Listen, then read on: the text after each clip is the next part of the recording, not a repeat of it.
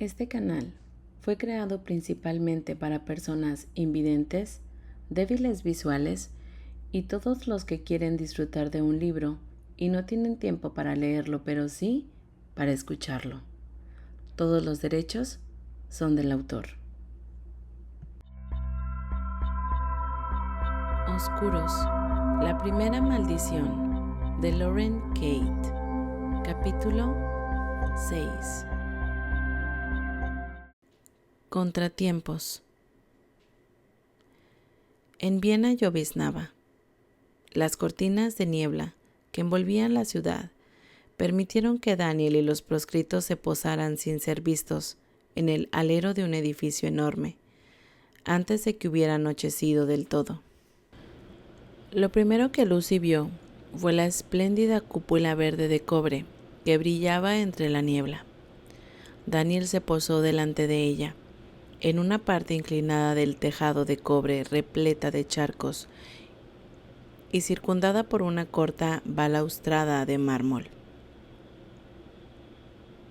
¿Dónde estamos?, preguntó mientras miraba los adornos dorados, en forma de borla de la cúpula, y sus ventanales ovalados, cuyos grabados florales estaban demasiado altos para que un mortal los viera, a menos que se hallaran en brazos de un ángel. En el Palacio Imperial de Hofburg, Daniel avanzó hasta el canalón que rodeaba el tejado. Sus alas rozaron la balaustrada de mármol, desluciéndola por el contraste. La residencia de los emperadores, luego los reyes y ahora los presidentes de Viena. ¿Es aquí donde están Arriani y los demás? Lo dudo, respondió Daniel, pero es un sitio agradable para orientarnos antes de ponernos a buscarlos.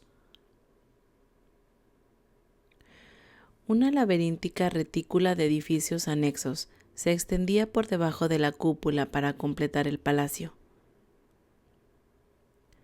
Algunos de ellos se distribuían alrededor de patios en sombra situados 10 pisos por debajo. Otros eran tremendamente rectos y se perdían en la densa niebla. Diversas partes de los tejados de cobre tenían distintas tonalidades de verde. Algunos eran verde ácido, otros casi azulados, como si al edificio le hubieran ido añadiendo partes nuevas a lo largo de los años, y la lluvia hubiera oxidado sus tejados en épocas distintas. Los proscritos se desplegaron alrededor de la cúpula. Unos se apoyaron en las achaparradas chimeneas recubiertas de hollín que salpicaban el tejado del palacio, y otros se colaron delante del asta que se erigía en el centro, y lucía la bandera rojiblanca austriaca. Lucy se quedó al lado de Daniel, entre él y una estatua de mármol. La escultura representaba a un caballero que llevaba yelmo y blandía una larga lanza dorada. Siguieron su mirada dirigida a la ciudad. Todo olía a humo de leña y lluvia. Bajo la niebla, Viena centellaba con el brillo de un millar de lucecitas de Navidad. Las calles estaban atestadas de extraños coches y transeúntes que caminaban a buen paso, habituados a una vida urbana que Lucy desconocía casi por completo. Había montañas a lo lejos y el Danubio ceñía la ciudad con su fuerte brazo. Mientras contemplaban Viena junto a Daniel, Lucy tuvo la impresión de que ya había estado allí. No estaba segura de cuándo, pero su sensación de que ya lo había visto todo era cada vez más fuerte. Se concentró en el débil bullicio de una hilera de puestos navideños instalados en la rotonda que antecedía al palacio, en cómo tintilaban las velas de los faroles de vidrio rojo, en cómo los niños se perseguían entre ellos, tirando de perros de madera con ruedas. Entonces sucedió. Recordó con satisfacción que, una vez, Dani le había comprado cintas de terciopelo rojo para el pelo allí mismo. El recuerdo era sencillo, alegre y suyo. El innombrable no podía apropiarse de él, no podía robar aquel recuerdo ni ningún otro, no a Lucy, ni al mundo rutilante, asombroso e imperfecto que se extendía a sus pies. La invadió la determinación de vencerlo y también la indignación de saber que por culpa de lo que él estaba haciendo, porque ella se había negado a cumplir su deseo, todo aquello podía desaparecer. ¿Qué pasa? Daniel le puso una mano en el hombro.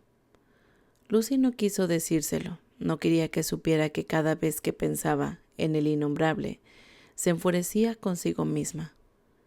El viento que comenzó a soplar disipó la niebla que se cernía sobre la ciudad y les permitió atisbar una noria que se erigía en la otra orilla del río. Las personas giraban en aquel círculo como si el mundo no fuera a acabarse nunca, como si la noria fuera a seguir rodando eternamente. ¿Tienes frío? Daniel la rodeó con su ala blanca.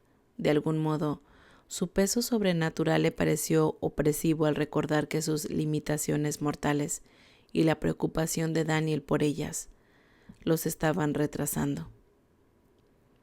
Lo cierto era que Lucy estaba congelada, hambrienta y cansada, pero no quería que Daniel la consintiera. Tenía cosas importantes que hacer. Estoy bien. Lucy, si estás cansada o asustada, he dicho que estoy bien, Daniel, espetó ella. No pretendía ser brusca y lo lamentó de inmediato. A través de la espesa niebla vio carruajes de caballos que transportaban a turistas y las siluetas borrosas de personas que trazaban sus vidas. Justo lo que ella trataba de hacer.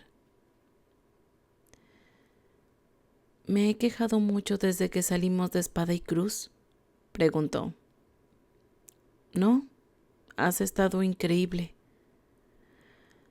No voy a morir ni a desmayarme solo porque haga frío o llueva. Lo sé. La franqueza de Daniel la sorprendió. Debería haber sabido que también tú lo sabías. En general, los mortales están limitados por su necesidad y funciones fisiológicas. Alimento, descanso, calor, cobijo, oxígeno. Un persistente miedo a morir, etc. Por esa razón, la mayoría de las personas no estarían dispuestas a emprender este viaje. He llegado muy lejos, Daniel. Quiero estar aquí. No había dejado que te fueras sin mí. Esto lo hemos decidido los dos. Bien, entonces escúchame. Tienes la capacidad de romper tus ataduras mortales, de librarte de ellas. ¿Qué? ¿No tengo que preocuparme del frío? No. De acuerdo. Lucy se frotó las manos congeladas. ¿Ni del estradul de manzana? La mente domina la materia. Una sonrisa reticente asomó los labios de Lucy. Bueno, ya hemos dejado claro que tú puedes respirar por mí. No te infravalores. Daniel le sonrió de forma fugaz. Esto tiene que ver contigo más que conmigo. Pruébalo. Dime que no tienes frío, que no tienes hambre, que no estás cansada. De acuerdo, Lucy suspiró. No, había comenzado a mascullar, incrédula, pero entonces vio la mirada de Daniel. Daniel, que le creía capaz de hacer cosas de las que ella siempre se había considerado incapaz, que creía que su fuerza de voluntad había supuesto la diferencia entre conseguir la aureola y dejarla escapar. En ese momento tenía la aureola en las manos. Ahí estaba la prueba. Y Daniel acababa de asegurarle que solo tenía necesidades mortales porque creía tenerlas. Decidió dar una oportunidad a aquella idea, descabellada. Puso la espalda recta. Dirigió las palabras a la oscuridad neblinosa. Yo, Lucinda Price, no tengo frío, no tengo hambre y no estoy cansada. Sopló una ráfaga de aire y el reloj del lejano campanario dio las 5, y Lucy se sintió aligerada. Libre del peso de su agotamiento, estaba descansada, preparada para lo que fuera que deparara la noche, decidida a tener éxito. Muy original, Lucinda Price, dijo Daniel. Has trascendido tus 5 sentidos a las 5 en punto. Lucy le tomó el ala, se envolvió en ella y se dejó arropar por su calor. Esta vez, el peso del ala le conectó con una nueva fortaleza interior. ¿Puedo hacer esto? Daniel le rozó la coronilla con los labios. Lo sé. Cuando Lucy se separó de él, le sorprendió descubrir que los proscritos ya no estaban en el tejado, mirándolos con sus ojos vacuos. Se habían marchado. Han ido a buscar de la balanza, explicó Daniel. Dedalo nos ha dado pistas de su paradero, pero necesitamos formar una idea más precisa de dónde retiene a los ángeles para poder distraerles mientras los proscritos los rescatan. Se sentó en la cornisa, ahorcajada sobre la estatua dorada de una águila que oteaba la ciudad. Lucy tomó asiento a su lado.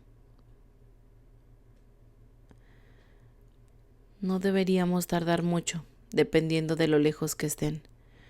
Luego necesitaré una media hora para someterme al protocolo de la balanza. Daniel ladeó la cabeza mientras calculaba. A menos que decidan convocar un tribunal, como hicieron la última vez que me hostigaron. Encontré una forma de escurrir el bulto esta noche, de proponerlo para alguna otra fecha en la que nos comparecen. Le tomó la mano, concentrado. Tendría que estar de vuelta hacia las 7, a más tardar. Estas son 2 horas. Lucy tenía el cabello mojado por la niebla, pero, siguiendo el consejo de Daniel, se dijo que no le afectaba y de golpe dejó de notarlo. ¿Estás preparado para ellos? La balanza no les hará daño. Entonces, ¿por qué se le han hecho a Dedalo? Lucy imaginó a Riani con los ojos hinchados y amoratados, a Roland con los dientes rotos y ensangrentados. No quería verlos como Dedalo de ninguna manera. Dijo Daniel, la balanza puede ser feroz. Disfrutan infligiendo dolor y es posible que causen un cierto malestar transitorio a nuestros amigos, pero no les causará ningún daño permanente. No matan, no es su estilo. ¿Y cuál es su estilo?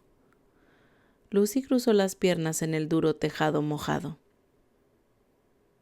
Aún no me has dicho quiénes son ni a qué nos enfrentamos.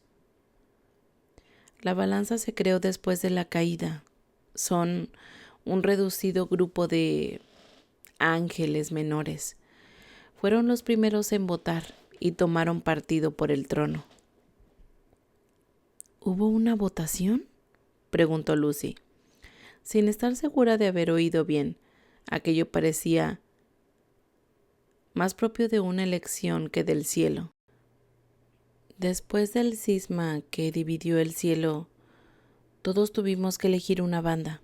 Así pues empezamos por los ángeles con menores dominios. El trono nos hizo llamar uno a uno para que les juráramos lealtad. Daniel miró la niebla y dio la impresión de que volvía a verlo todo.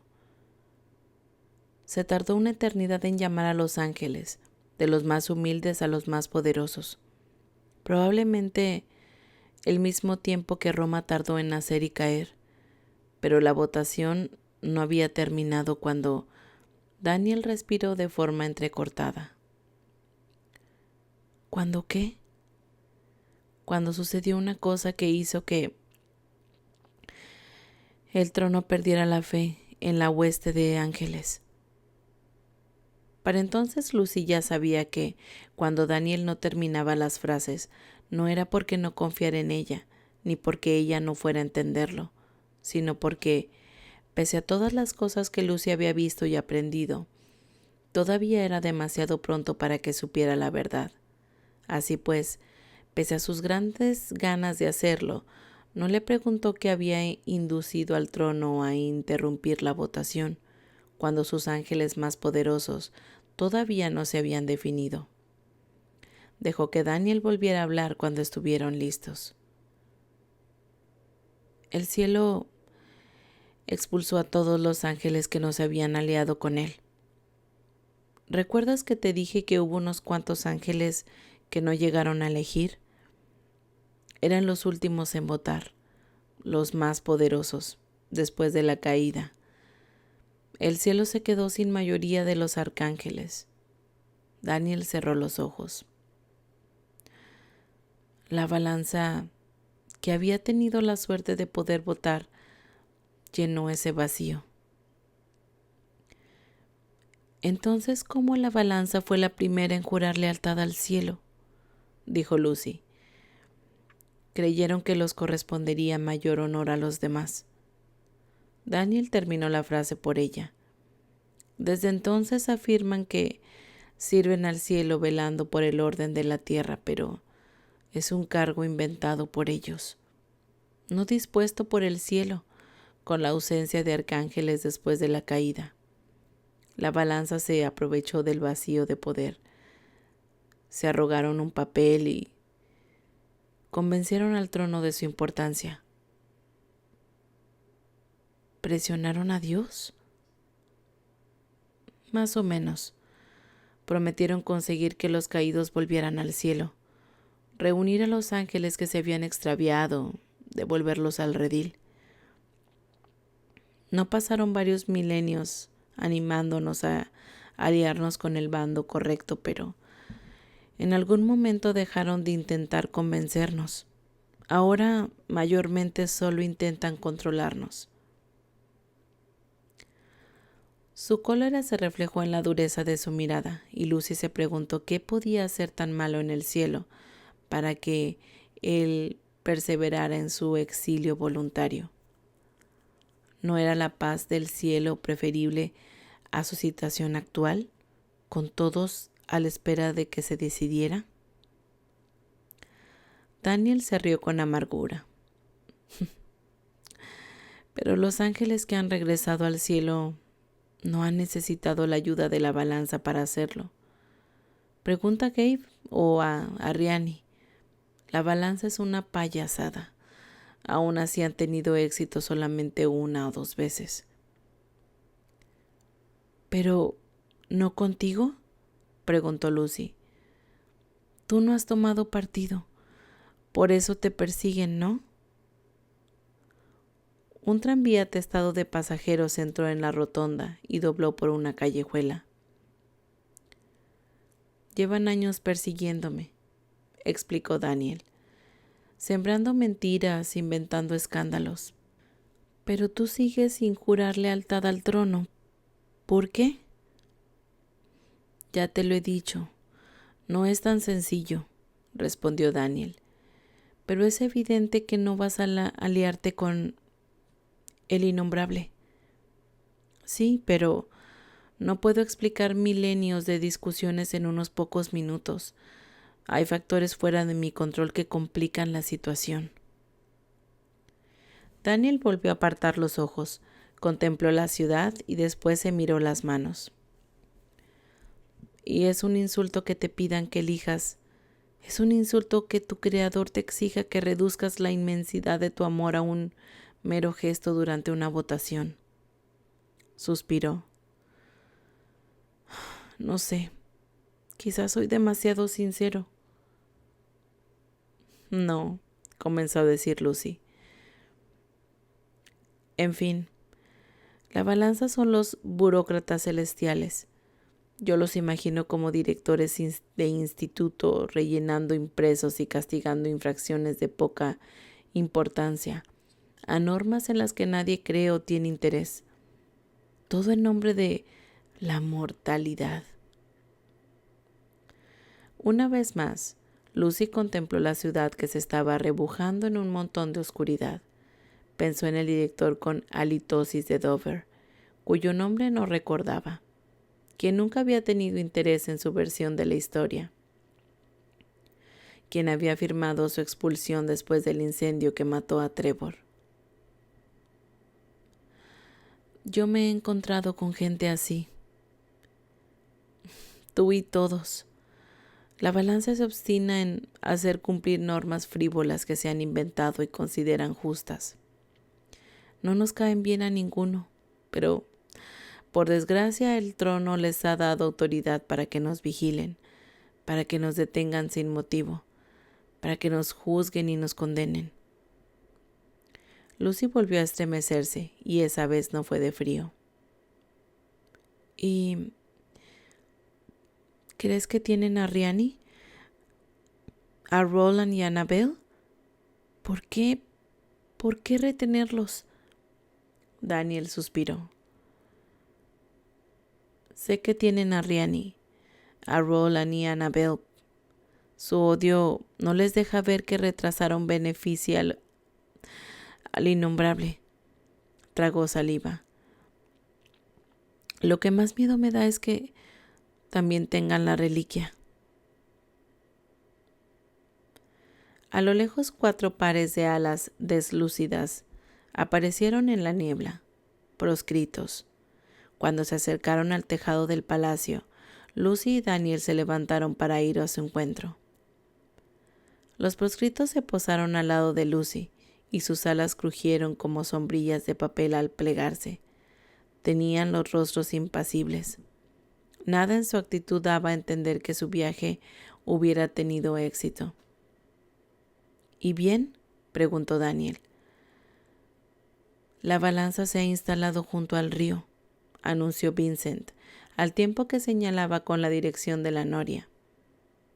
En una sección vacía de un museo. Está en obras, llena de andamios por lo que nadie ha advertido su presencia. No hay alarmas. ¿Estás seguro de que es la balanza?, se apresuró a preguntar Daniel. Uno de los proscritos asintió. Hemos percibido sus marcas, sus insignias doradas, las estrellas de 7 puntas por las 7 santas virtudes que llevan pintadas en el cuello. ¿Qué hay de Roland, a Rhiannon y Annabel?, intervino Lucy. Los tiene la balanza, los han atado las alas, respondió Vincent. Lucy apartó la vista y se mordió el labio. Para un ángel debía de ser espantoso que le ataran las alas. No soportaba pensar en Rhiannon privada de la libertad para batir sus alas iridiscentes. No imaginaba ninguna sustancia capaz de contener la potencia de las alas jaspeadas de Roland. Si sabemos dónde están, vayamos a rescatarlos ya, dijo. ¿Y la reliquia?, preguntó Daniel a Vincent en voz baja. Lucy lo miró con la boca abierta. Daniel, nuestros amigos están en peligro. ¿La tienen?, asintió Daniel mirando a Lucy con el rabillo del ojo y la rodeó por la cintura. Todos están en peligro. Los salvaremos, pero también tenemos que encontrar la reliquia. No sabemos nada de la reliquia. Vincent negó con la cabeza. El almacén está muy vigilado, Daniel Grigori. Esperan tu llegada. Daniel le dio una espalda y escrutó el río con sus ojos violeta, como si buscara el almacén. Las alas le vibraron. No van a esperar mucho. No, le suplicó Lucy. Es una trampa. ¿Y si te toman como rehén? ¿Igual que han hecho con ellos? Ellos deben de haber provocado una ira. Mientras me ciña el protocolo, mientras alimente su vanidad, la balanza no me hará prisionero, dijo Daniel. Iré solo. Se volvió hacia los proscritos y añadió, sin armas. Pero nuestra misión es protegerte, objetó Vincent sin alterar la voz.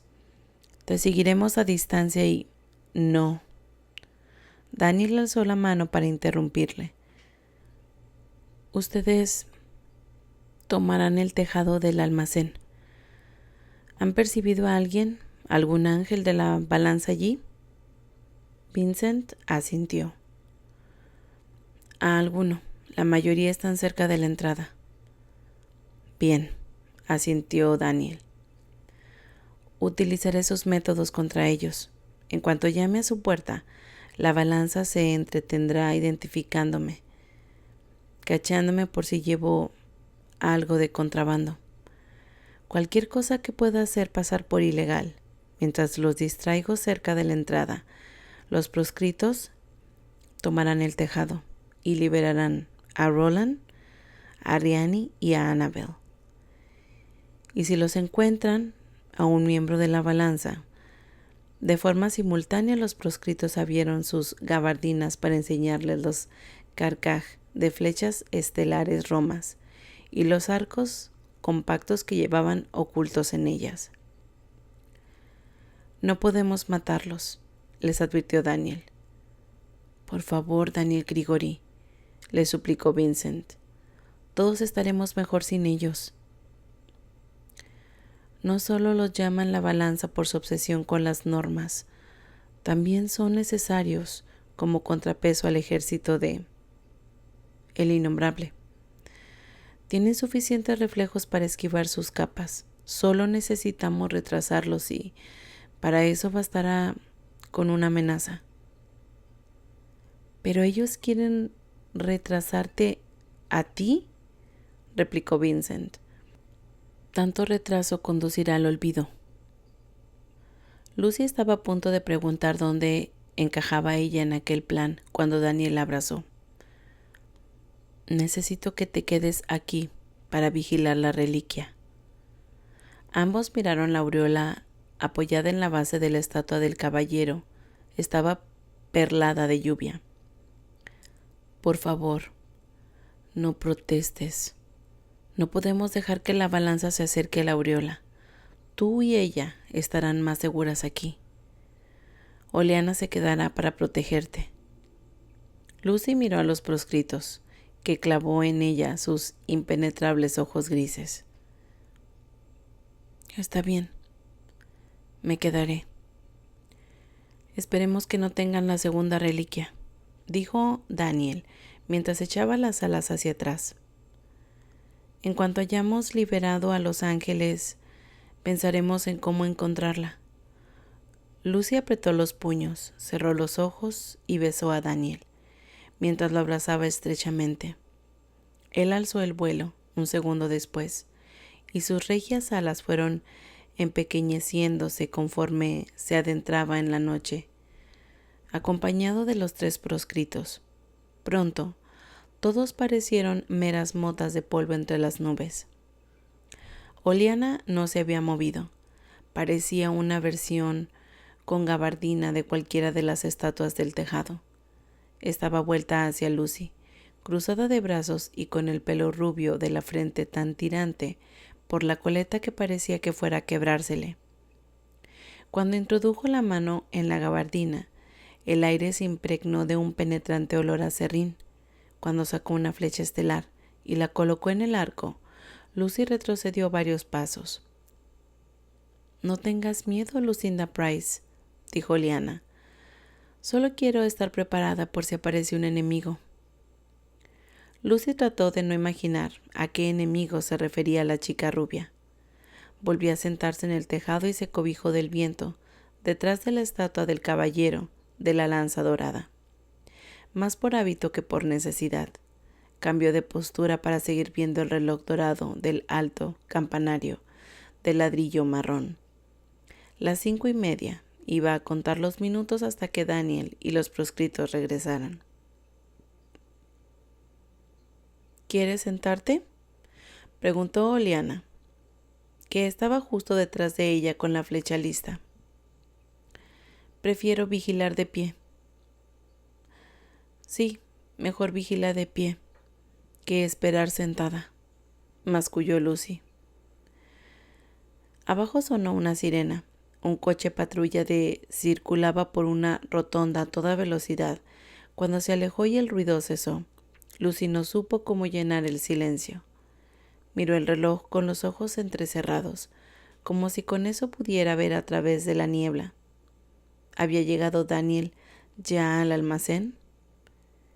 ¿Qué harían Ariane, Roland y Annabel cuando vieran a los proscritos? Cayó en la cuenta de que Daniel no les había dado una pluma como había hecho con Phil. ¿Cómo sabrían que los proscritos eran de fiar? Estaba tan encorvada en los hombros, le rozaban las orejas y tenía el cuerpo agarrotado de lo frustrada e inútil que se sentía. ¿Por qué permanecía allí sentada, esperando, haciendo bromas absurdas? Debería tener un papel más activo en aquello. Al fin y al cabo, la balanza no la quería ella. Debería estar ayudando a rescatar a sus amigos o a encontrar la reliquia. No allí sentada, como una damisela en apuros a la espera de que su caballero regrese. ¿Te acuerdas de mí, Lucinda Price?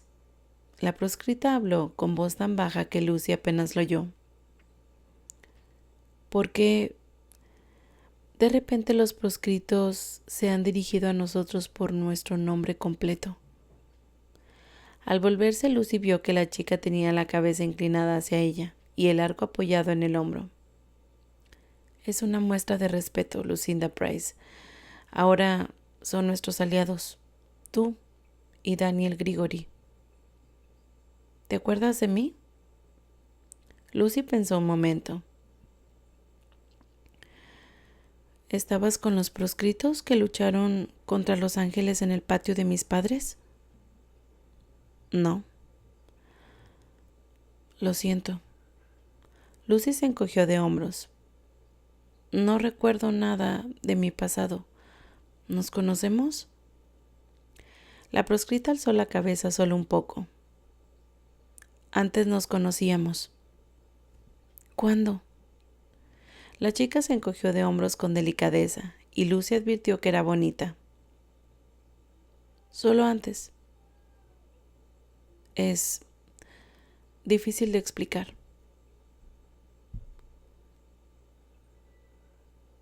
¿Hay algo que no lo sea? Lucy le dio la espalda, sin verse con ánimos para descifrar otra enigmática conversación. Metió las manos congeladas en las mangas del jersey y miró el tráfico que circulaba por la lustrosa calle. Los diminutos coches aparcados muy juntos en callejones tortuosos, los transeúntes con largos abrigos negros que cruzaban puentes iluminados, llevando bolsas de comestibles a casa para sus familias. Se sintió dolorosamente sola. ¿Pensaba su familia en ella? ¿La imaginaban sus padres en su pequeña habitación de espada y cruz? ¿Había llegado Callie ya a Dover? ¿Estaría acurrucada en el frío banco de su ventana, esperando que se le secaran las uñas pintadas de rojo, charlando por el móvil sobre su extraña cena de Acción de Gracias con una amiga que no era Lucy? Un nubarrón pasó por delante del reloj y lo tapó mientras daban las 6. Daniel llevaba ausente una hora, que parecía un año. Lucy observó las campanas de la iglesia mientras repicaban. Miró las manecillas del enorme reloj y dejó que su recuerdo le transportara a las vidas que había tenido antes de la invasión del tiempo lineal. Cuando el paso del tiempo se medía por las estaciones del año, por la siembra y la cosecha. Después de la sexta campanada del reloj, se oyó otro ruido seco, más profundo, y Lucy giró sobre sus talones justo a tiempo de ver a Oliana desplomándose. La proscrita cayó en sus brazos como un peso muerto. Lucy le dio una vuelta y le tocó la cara. Oleana estaba inconsciente. El ruido que Lucy había oído era el golpe que le habían asestado en la cabeza. Ante Lucy había una figura gigantesca con una capa negra. El hombre tenía la cara muy arrugada y parecía viejísimo. La piel le colgaba con flácidas capas por debajo de los apagados ojos azules y el protuberante mentón, y tenía los dientes torcidos y cariados. En su enorme mano derecha llevaba el asta que debía de haber utilizado como arma. La bandera austriaca pendía del extremo y ondeaba con suavidad sobre la superficie del tejado. Lucy se levantó de un salto y alzó los puños en el mismo momento que se preguntó de qué iban a servirle contra un enemigo tan descomunal. El hombre tenía las alas de un tono azul tan pálido que casi parecía blanco. Pese a su estatura, sus alas eran pequeñas y compactas, solo un poco más largas que sus brazos. Llevaba algo pequeño y dorado prendido en la capa, una pluma dorada y negra. Lucy sabía a quién pertenecía, pero ¿qué razón podía tener Roland para dar una pluma suya a aquel ser? Ninguna. La pluma estaba doblada y cortada, y le faltaban varias barbas en la parte del cañón. Tenía el extremo manchado de sangre, y en lugar de estar tiesa como las brillantes plumas de Daniel que le había dado a Phil, parecía haberse marchitado cuando aquel ángel espantoso se le había prendido de la capa. Una trampa.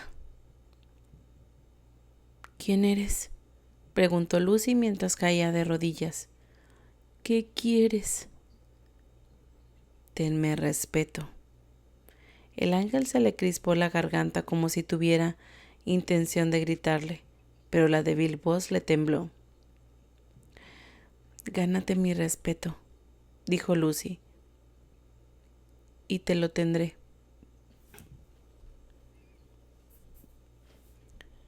El ángel le sonrió con malevolencia, agachó la cabeza y bajó la capa para enseñarle la nuca. Lucy parpadeó en la oscuridad. En su cuello había una estrella dorada que centelleó bajo la luz de las farolas y la luna. Lucy contó 7 puntas. Era un ángel de la balanza. ¿Me reconoces ahora? ¿Es así como actúan los esbirros del trono? ¿Aporreando a ángeles inocentes? Ningún proscrito es inocente. De hecho, nadie lo es hasta que se demuestre lo contrario. Tú has demostrado que no tienes honor al atacar a una chica por la espalda. Insolente. El ángel arrugó la nariz. La insolencia no te llevará muy lejos conmigo. Lejos de ti es justo donde quiero estar. Lucy lanzó una mirada a la pálida mano de Oleana y a la flecha estelar que sujetaba. Pero no es donde vas a quedarte, dijo el ángel titubeando, como si tuviera que obligarse a seguir con su ilógica pulla. Lucy tomó la flecha estelar cuando el ángel se abalanzó sobre ella, pero aquel viejo era mucho más rápido y fuerte de lo que parecía. Le arrebató la flecha y le asestó un bofetón. Cuando Lucy se desplomó boca arriba en el tejado de piedra, le puso la pluma de la flecha cerca del corazón. Las flechas estelares no matan a los mortales. Las flechas estelares no matan a los mortales, se repitió mentalmente Lucy, pero entonces recordó su conversación con Bill. Ella poseía una parte inmortal que se podía morir, su alma, y no tenía ninguna intención de separarse de ella, no después de todo lo que había pasado, no cuando al final estaba tan cerca. Alzó la pierna y después asestarle una patada como había visto hacer en las películas de Kung Fu, cuando de pronto el ángel arrojó la flecha por el borde del tejado. Lucy volvió la cabeza y con la mejilla pegada a la fría piedra, la vio precipitarse hacia las parpadeantes luces navideñas de las calles vienesas. El ángel de la balanza se limpió las manos en la capa. ¡Veneno! Después, tomó a Lucy por los hombros y la levantó del suelo. Apartó a la proscrita de una patada. Oleana gimió, pero no volvió en sí. Debajo de su delgado cuerpo envuelto en la gabardina estaba la aureola dorada. Ya imaginaba que la encontraría aquí, dijo el ángel de la balanza, mientras la tomaba y la guardaba debajo de la capa. ¡No! Lucy metió las manos en el agujero negro que acababa de engullir la aureola, pero el ángel le asestó otro bofetón. Lucy salió disparada hacia atrás y se quedó con el cabello colgando por el borde del tejado. Se agarró la cara, le sangraba la nariz. «Eres más peligrosa de lo que ellos piensan», graznó el ángel. «Nos habían dicho que eras cobarde, no valiente, pero mejor que te ate antes de irnos». El ángel se quitó la capa con rapidez y se la puso por la cabeza como si fuera una cortina, lo cual le impidió ver durante un angustioso momento. Después, la noche vienesa y el ángel de la balanza volvieron a ser visibles. Lucy vio que debajo de la capa con la que acababa de envolverla, llevaba puesta otra idéntica. El ángel se agachó, tiró de un cordel y la capa se ciñó alrededor de Lucy como una camisa de fuerza. Cuando ella pataleó y se retorció, la capa le apretó todavía más. Dio un grito. ¡Daniel! ¿No te oirá? El ángel se rió de forma desagradable mientras la tomaba bajo el brazo y se dirigía al borde del tejado. No te oirá, aunque gritaras para siempre. Hasta aquí el capítulo 6 de Oscuros, la primera maldición. Gracias por escucharme.